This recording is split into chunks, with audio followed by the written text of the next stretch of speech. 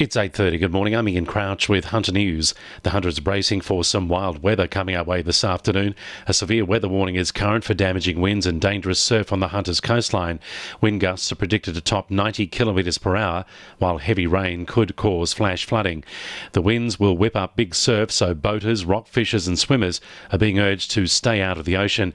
Chief Executive of Surf Life Saving New South Wales, Stephen Pearce, says no one should be going near the water. Swells up to 5 metres, so a hazardous surf warning's been issued to the entire New South Wales coast, and that's going to be coupled with some really strong southerly winds, so extremely treacherous conditions right along the coastline, and particularly on rock platforms and rock shores for anyone even contemplating going rock fishing over the next few days. The cold snap has produced snowfalls on the central and northern tablelands, including the Barrington Tops.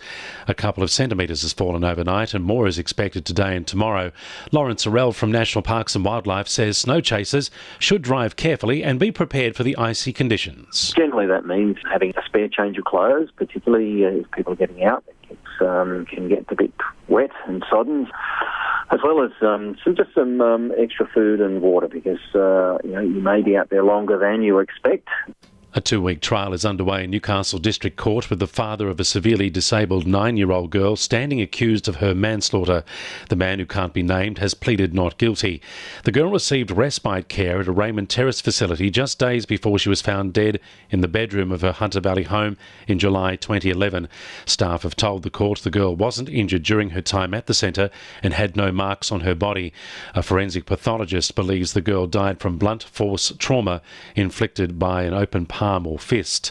The state government's social housing management transfer has seen over 1,000 social housing properties handed over to local not-for-profit Compass Housing. It's hoped residents will benefit from improved services under the new management, which will see Compass take control of properties in Cessnock, Singleton and Dungog. Chief Operating Officer Lisa Tierney says Compass offers a range of programs to connect clients with their community. For those people that might have the capacity to move out of social housing and free up those properties for other people on that very long wait list. Maitland Council is encouraging residents to show responsible pet ownership by microchipping and vaccinating their cats and dogs.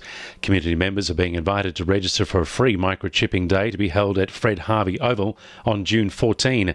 The RSPCA has partnered with Council to run the event in hopes it will reduce the number of animals brought into local shelters and pounds. RSPCA Hunter Senior Manager Debbie Jagers says microchipping is one of the most effective ways to ensure a lost pet will get back to its owner. We see a lot of the implications every day for animals that haven't been microchipped. It's really, really difficult to actually reunite animals with their owners if they're not microchipped. 2NURFM Sport. Knights player Kalen Ponga is set to fill the big shoes at fullback left by Billy Slater in the Origin Series opener tomorrow night. Maroons' Josh Papali admits he's in awe of teammate Ponga, rating him one of Queensland's greatest talents in 30 years. Meanwhile, Knights coach Nathan Brown believes his team has what it takes to break a 9-game losing streak against South Sydney. Even in the likely absence of Origin stars David Klemmer and Kalen Ponga, Nathan Brown says they have plenty of depth to cover for their places in the side. Yeah, we've got a few options to look at fullback. It's Kurt Mann can play there. Kurt's played there before. Edric Lee's played there before. So we've got a few options there, but we'll sort of see how that unfolds as the week goes. But Sione can move out as well.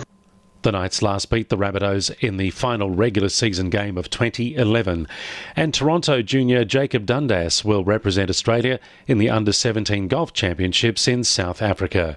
And the winning numbers in Monday Lotto are 41, 10, 12, 14, 33 and 16, and the supplementaries are 40 and 15. 2NURFM News Time, 26 to 9.